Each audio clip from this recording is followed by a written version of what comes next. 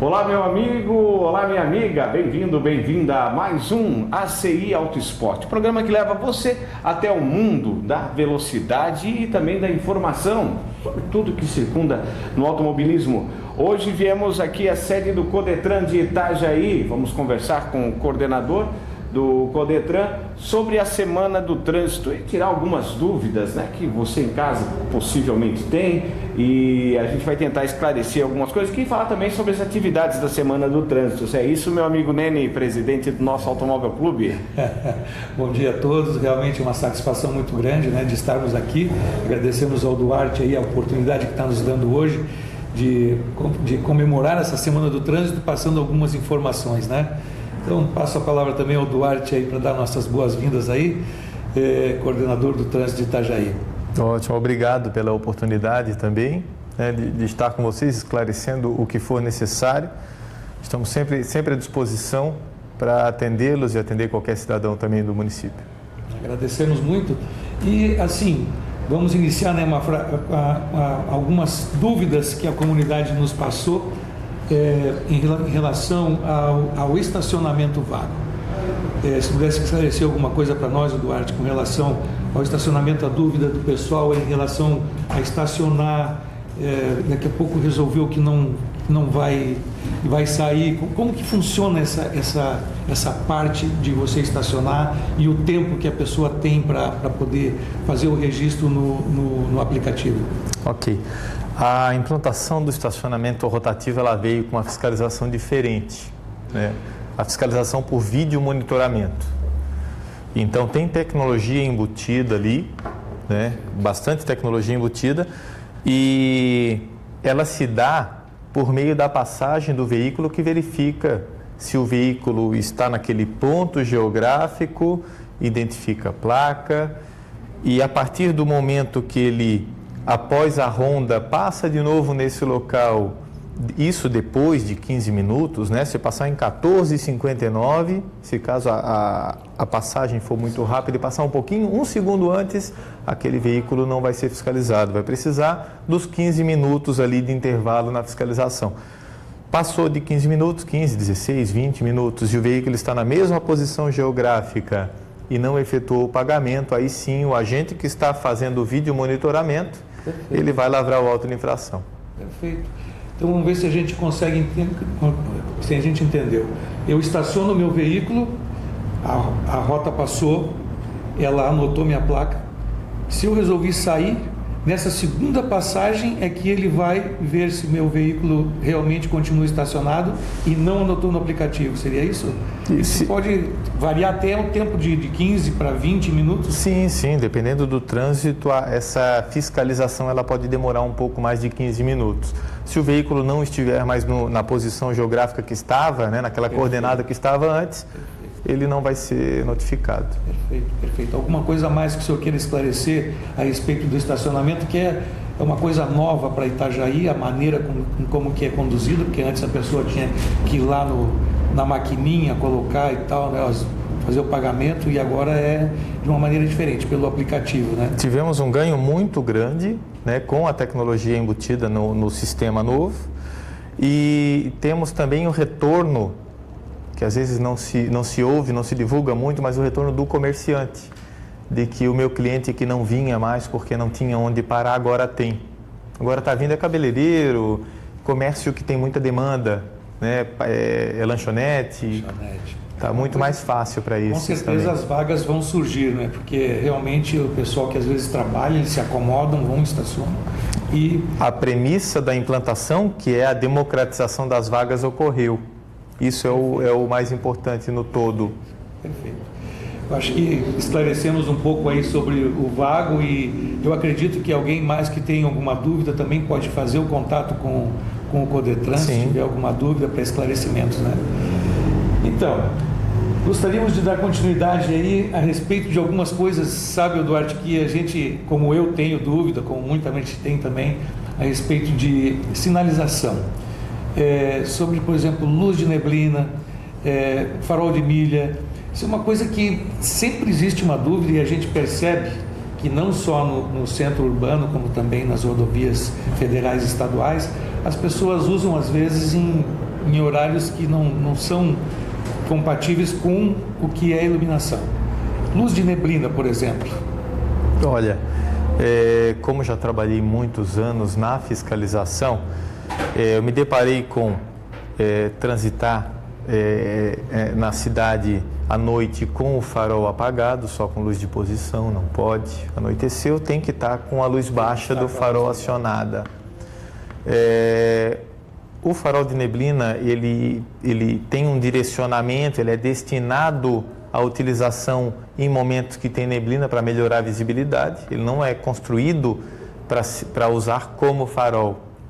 A tua luz baixa é a luz baixa do farol. O engenheiro construiu exatamente para suprir a demanda que a legislação exige, né? E tem os faróis de milha, né? Que são para momentos que é um tipo de farol que é considerado luz alta, né? Então não pode ser utilizado em área urbana, né? E, por exemplo, o uso indevido da luz de neblina é cabível de multa?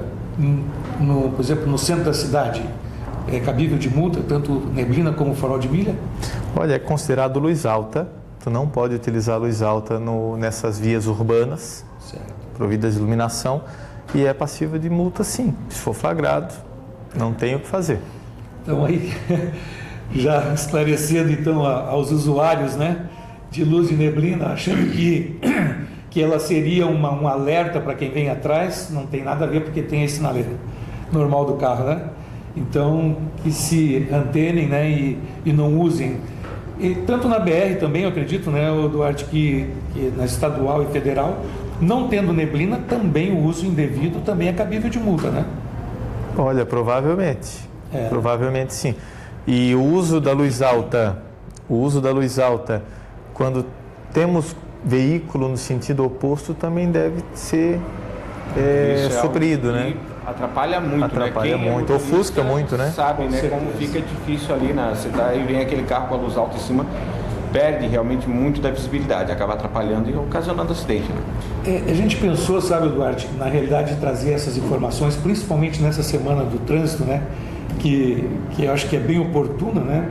Que é uma coisa que às vezes muita gente não se intera, que nós temos uma semana de trânsito e que o trânsito é uma coisa que foi feito para ser respeitado, até para evitar acidentes e outras coisas mais, né? Mas o que a gente percebe é a evolução hoje, como a gente já conversou, sobre a tecnologia envolvida hoje em cima do trânsito, né?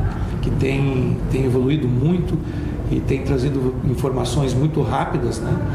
Até se tu gostaria de falar alguma coisa para a gente, alguma informação a respeito disso, né? Sobre acidentes, sobre alguma coisa nesse ponto. Olha, nós temos hoje na Codetran já há alguns meses aí que foi implantado um sistema que geolocaliza todo o acidente registrado, ele é inserido em banco de dados com coordenada geográfica. Então nós temos exatamente onde ele ocorreu, hora, como estava o tempo nesse dia, as condições da via, e a gente pode tomar atitudes como fiscalização ou correção estrutural, engenharia de trânsito, né? Ou sinalização para reduzir isso. Então a gente consegue muito isso no que se refere a sinistros. É o que temos aqui, uma escala de bairros com maior número de sinistros. Estamos aí com Centro, Cordeiros, São Vicente, Fazenda como os 4 principais em número de sinistro. E temos ações sendo implantadas nesses pontos e temos o próprio sistema que depois vai nos mostrar se essa ação foi válida, se reduziu ou se ela não foi suficiente ainda. E se não tiver sido suficiente, que se tome outra decisão administrativa, outra intervenção, para que de fato esse objetivo, que a gente chama a premissa do CTB, de redução de mortos e feridos, ocorra verdadeiramente, né? Fantástico, uma preocupação com o ser humano hoje que muita gente nem tem conhecimento, né? Mas isso já está há algum tempo já implantado, esse sistema? Ele já está há mais de 2 meses, né? Ele teve um período embrionário aí que estava sendo desenvolvido e ajustado para que entrasse em produção, né? Ele entrou em produção e hoje não temos mais papel, arquivo de papel ou de boletim de ocorrência. O usuário pode receber de maneira eletrônica também, porque as seguradoras já pedem de maneira eletrônica. Ele tem que sair daqui com papel e escanear. Se não, hoje ele assina na tela mesmo, o nosso usuário também assina ali, já vira arquivo digital, vai para o nosso arquivo digital, o usuário recebe e já vira dado também, para que a gente possa trabalhar. Interessante. Otimiza tudo, né? Tudo, consegue tudo. Principal, como você comentou, né? Se fazer um planejamento para adequação do nosso trânsito, né? Para evitar cada vez mais os acidentes, né?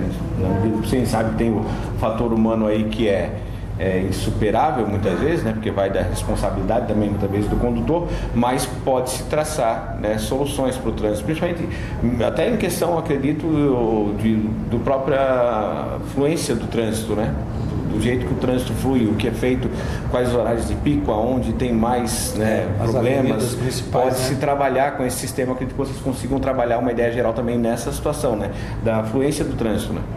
Tá, a fluidez, estamos com outro projeto desvinculado, mas é claro que se não ocorrer sinistro, vai fluir melhor, né? Mas nós temos uma sincronização semafórica via central semafórica. E ela bem dinâmica até, dependendo do estado do dia, né? Se é um dia chuvoso, a velocidade média de deslocamento ela é menor. Se é um dia bom, ela é um pouco maior, né? Claro que dentro dos limites ali, né? O limite de velocidade da via. Mas eu fiz um teste. Eu vou contar para vocês. Eu já estou adiantando do sistema semafórico, mas eu fiz um teste na Irineu Bornhausen. Peguei Irineu Bornhausen, Marcos Conder e aquele trechinho do terminal. E aí saímos sincronizando esses semáforos e limitei a velocidade de 38 a 45 no planejamento, física mesmo, né? Distância, tempo, velocidade de 38 a 45. Startamos, ainda tem alguns desses equipamentos que eu preciso atualizar para que ele consiga manter a temporização bem no padrão, porque se ele vai perdendo alguns segundos, milissegundos, chega numa hora que ele perde esse sincronismo. Mas eu fiz esse piloto e aí tive a oportunidade de sair com um colega de trabalho e ele, poxa vida, ontem eu tive sorte, eu peguei todos os semáforos verdes. Poxa, não foi sorte, deu bastante trabalho, a sincronização. E ela traz mais tranquilidade no trânsito, porque tu pegou o primeiro vermelho, tudo bem. Perfeito. Os outros, tu vai na velocidade padrão, teu veículo fica econômico, tu não vai parar, perfeito, tu vai chegar mais rápido. Mais rápido. O trânsito flui, né? Vai fluir. E o que a gente percebe com relação a isso, às vezes, e com a ajuda da tecnologia hoje, ela realmente... E eu acho que o pessoal pode usar isso, inclusive, né, Eduardo? Porque hoje tem os GPS que nos dão informação incríveis. Como, por exemplo, às vezes você entra numa fila de trânsito e você tem um determinado horário para chegar num lugar e você usar o GPS, ele vai te dizer exatamente o horário que você vai chegar e o tempo que você vai ter naquele trânsito. O senhor vai ter um trânsito de 5 minutos. Às vezes a pessoa vê aquela fila, ele já se apavora, já entra em pânico e quando ele vai olhar, aquilo é apenas 5 minutos. Vai dar tranquilo para ele perceber que vai poder enfrentar aquela fila sem problema nenhum. Mas se ele não usar uma rede, ele não tiver essa informação, ele vai já imaginar que vai chegar atrasado, vai tentar cortar outras vias e às vezes já começa a dar o problema. Tumultuar o trânsito. Então a tecnologia hoje realmente ela nos traz uma tranquilidade para você transitar. Eu vim de Balneário agora para o Codetran e coloquei o Codetran, ele me trouxe por uma via que eu nunca tinha passado. Os aplicativos. Eu peguei a marginal. São fundamentais. Eu uso o Maps o tempo todo. Eu peguei a marginal na 101, Eduardo. Sim. E ela me informou para mim entrar à direita, ali naquele. Como é que eu vou te explicar? Na BR, entra à direita e vai sair aqui na beira-rio. Vai beirando o rio ali, né? Entre o São Vicente e eu cortei tudo por dentro e vim sair aqui na frente aqui, cara. Via portuária? Via portuária. Via portuária. Cara, eu desconhecia essa via. E quem é que me informou? A tecnologia. Então, isso que vocês estão usando hoje, realmente, poder tratar de parabéns. Essa evolução, eu acho que só vem a auxiliar as vias de Itajaí, né? E que sirva como exemplo também para os outros Codetrans de outras cidades aí. Vou cortar aqui rapidinho, porque a gente vai para o giro de apoio cultural, mas volta rapidinho. A CI Auto Esporte hoje falando sobre segurança no trânsito, semana do trânsito aqui no Codetran de Itajaí. Aguenta aí que eu volto aí rapidinho do estoque, a gente está chegando de novo aí. Voltamos com o programa ACI Auto Esporte, o programa para quem é apaixonado por velocidade, grandes máquinas e fã de pilotos incríveis. Produção Automóvel Clube de Itajaí e apresentação Mafra. Muito bem, voltamos com o ACI Auto Esporte, hoje falando então sobre trânsito, e no bloco anterior comentávamos sobre tecnologia, que vem aí para auxiliar em muito o trânsito, né? Afinal de contas, trânsito esse que dia após dia vem numa crescente gigante. Depois a gente quer falar também um pouco sobre isso aí, né? Se tem uma ideia de quantos veículos hoje rodam em Itajaí, por exemplo, que recebe gente de todos os lados aqui, que vêm trabalhar para Itajaí ou que passam por aqui, enfim. Então a tecnologia vem muito bem-vinda. Tem inclusive convênios com aplicativos, é isso, Duarte? É isso sim, nós guardamos dados em nossos servidores desde 2019. De um dos aplicativos de navegação, o mais usado, eu acredito que não tem problema falar o nome do Waze, né? Esse convênio do município de Itajaí com o Waze. E guardamos esses dados desde 2019 referente a tempo de espera e velocidade. Então, as intervenções viárias também podem ser validadas por esse dado, que nós não temos controle, que é o usuário que acaba repassando para a empresa, né? E se foi válido aquela intervenção viária ou se ainda precisa melhorar. Mais um dado para auxiliar na gestão do trânsito. Que maravilha, olha aí. Então, mais uma informação para o pessoal utilizar os aplicativos. Está ajudando, inclusive, a manter a gestão. A manutenção de dados, né? Sim. Do nosso trânsito. Né?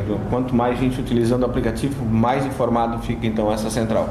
Também. Bacana, pessoal, ficar atento aí. Eu uso diariamente mesmo, às vezes a minha mulher, mas não sabe, chega lá, eu sei, mas eu quero saber o tempo que eu vou levar. Eu quero saber como o trânsito agora já não é só para me levar até o local, né? A gente, aquilo que o Nene comentou, né? A gente tem uma vida corrida, tem reunião em cima de reunião, gravação em cima de gravação.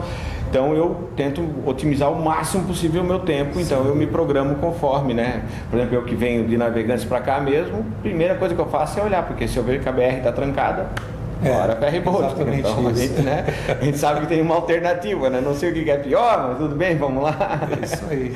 Mas enfim, isso faz com que todo mundo ganhe, o trânsito ganha. Tem mais questões, né, Neni? Duarte, poderíamos falar um pouco sobre velocidade no trânsito e alguma coisa sobre os radares, os limites de velocidade, por exemplo, as tolerâncias que muita gente não sabe que os radares têm, né? Tanto os móveis quanto os radares fixos. E se tu pudesse falar alguma coisa para nós também, porque a gente vê falar que existe uma distância hoje entre um radar fixo, por exemplo, e um móvel, que tem que ter um do outro, por exemplo, que não pode ter, não sei, mas existe uma distância aqui. Então, se pudesse esclarecer alguma coisa para o nosso público a respeito disso, que eu acho que é conhecimento para eles também amanhã saberem alguma coisa sobre isso. Ok. Hoje em Itajaí a gente tem desde o começo do ano 107 faixas monitoradas. Perfeito. Monitoram infrações de velocidade, né? Parada sobre faixa de pedestre e avanço de semáforo. A OMS, ela norteia alguns estudos vinculados à velocidade e sinistro de trânsito, sempre rodeando aquela premissa de redução de mortos e feridos. E nós tivemos um dado interessantíssimo que também foi fruto da implantação do controle de velocidade. Nós ficamos aproximadamente 5 meses e meio sem óbito no local do sinistro de trânsito em Itajaí. Algo que acabou não sendo muito divulgado, mas é uma informação importante. Uma luta nossa no controle de velocidade, na fiscalização. O trabalho do nosso agente de trânsito na rua, todos os dias, é voltado para o norte principal, redução de mortes e feridos. Então, eles sempre vão estar norteando o usuário, né, para onde seguir, qual o melhor desvio no caso de uma obra ou coisa do tipo, para conseguir alcançar esse objetivo também. E no quesito distância, hoje nós temos em Itajaí apenas as fiscalizações fixas. Perfeito. Apenas as 107 faixas fixas, não temos um móvel ainda. Mas quando tivermos, todas as normas de utilização, obviamente, terão que ser seguidas e esse... Mas tinha antigamente, né? Tinha. Então hoje ele não está... Hoje ele não foi adquirido. Certo. Uma coisa que eu acho que seria um adendo a isso, até para complementar, em relação, por exemplo, hoje que a gente vê nas cidades e assim, uma reclamação da maioria dos motoristas de automóveis hoje com relação à velocidade que adquire os motoboys hoje. Isso não é uma preocupação hoje, que eu acredito que é a nível Brasil, né? Porque a gente vai a São Paulo, vai nos lugares, você só vê eles vindo buzinando e entrando no meio, só que o que eles não respeitam? Se parou o trânsito, pelo que eu entendo, eles têm que parar junto, mas eles continuam. Isso, como é que tá? Tem alguma preocupação com relação a isso no futuro, para poder tentar diminuir um pouco esses acidentes que têm acontecido? Porque muitos são fatais, com perca de membros, com percas de... Eu acho que isso é uma coisa que é uma preocupação hoje, né, Duarte? Sim, mesmo representando um número menor, o número de sinistro com motociclistas, ele representa 70% de indenizações. Olha isso. E ocupa de maneira muito forte os leitos de hospitais. Eu estive em 2018, uma reunião no Hospital Marieta, nosso hospital aqui, e uma das informações que eu obtive foi que recebemos o fraturado, acidentado de motocicleta, e o custo para tratar ele é maior do que a própria tabela SUS supre para o hospital. Então tem um custo alto isso. Então, toda a ação desenvolvida para reduzir isso vai ter um efeito em toda a cadeia. Vai ter um efeito no atendimento de bombeiro SAMU, vai ter um efeito no hospital, né? E aí eu volto um pouquinho na tecnologia ali. Todo aquele controle semafórico, aquela velocidade que tu vai conseguir imprimir. Eu até conversei com um entregador, ele disse, pô, Duarte, mas... eleva essa velocidade para 50, então? Porque 45 é pouco, eu tenho a entrega para fazer, só que até 50 até dá, que é o limite, mas eu não posso levar tudo no limite. Claro. Então a gente vai manter ali essa sincronização com a velocidade média aceitável e o condutor, o entregador vai acabar internalizando isso, porque ele não vai conseguir passar, porque vai estar vermelho o semáforo. Se ele acelerar. Se ele quiser andar acima da velocidade, não vai dar. Então eu acredito muito que assim que implantada nos principais corredores, a gente vai começar a colher fruto nesse sentido também, na redução de sinistro com motociclista. Que bom, que bom. Eu acho que isso é uma preocupação que existe hoje em todos os municípios, em todas as capitais, enfim, eu acho que no Brasil todo. E o que a gente pode pedir para esses infratores, na realidade, é que tenham amor à vida, né? Porque muitos deles aceleram e não pensam na família, nos filhos, né? Que vão ficar desamparados e vão ter problemas futuros, tanto com a morte ou com o próprio... com a debilitação que fica fisicamente. Então, eu acho que isso é uma coisa que tem que ter a consciência, a preocupação está aí. O Duarte está aí para nos falar sobre o que estão fazendo para que isso diminua isso, mas também tem que ter a conscientização de você, piloto, né, de motos, aí de motoboy, que a gente sabe que vocês estão trabalhando, que estão defendendo o seu pão do dia a dia, mas tem que pensar na vida também, né, Duarte? Sim. Eu acho que isso é extremamente importante. Continuidade, pode falar lá, Mafra. Falando de vida, nós estamos aí a 9 minutos já desse nosso segundo bloco. Eu quero entrar ainda antes de a gente finalizar, que a gente vai falar também sobre as atividades da semana do trânsito, mas quero a gente tocar no assunto aqui da questão dos rebaixados, né, Nene? A gente tinha comentado, falar um pouquinho para o pessoal se sintonizar. A gente sabe que tem como legalizar, tem como ser feito, tem como ficar dentro dos padrões que a lei exige, mas que muitas vezes não é feito, né? Como é que tu pode indicar para aquele cidadão, quero rebaixar o meu carro, quero fazer alguma coisa na suspensão dele aqui? Qual que é a indicação? Olha, precisamos garantir a segurança. Perfeito. Então, voltando de novo na premissa do CTB, né? Redução de mortes e feridos. Então, tem que garantir segurança. Para isso, o usuário vai precisar fazer a solicitação para o Ciretran de alteração de característica, submeter esse veículo à inspeção veicular para verificar se essa alteração não comprometeu nada, né, estruturalmente, que vai funcionar bem. Realiza essa alteração no documento e para a fiscalização está tranquilo. A fiscalização vai chegar, opa, tem CSV, está tudo certo, veículo em dia, habilitação, boa viagem. Tem como fazer. Tem como fazer. Uma dúvida que isso eu tenho, Eduardo, que vocês podem me ajudar, porque isso eu acredito que deve ser, acho que não deve ter competência para vocês, mas com relação ao rebaixamento do veículo nessa inspeção veicular, tem alguma coisa a ver, por exemplo, com o rebaixamento de mola e hoje de suspensão a ar?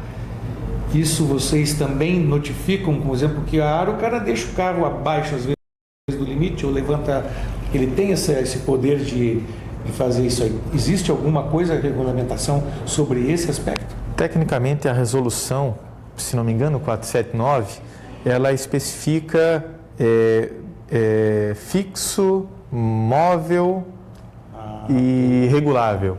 Isso, fixo, móvel e regulável.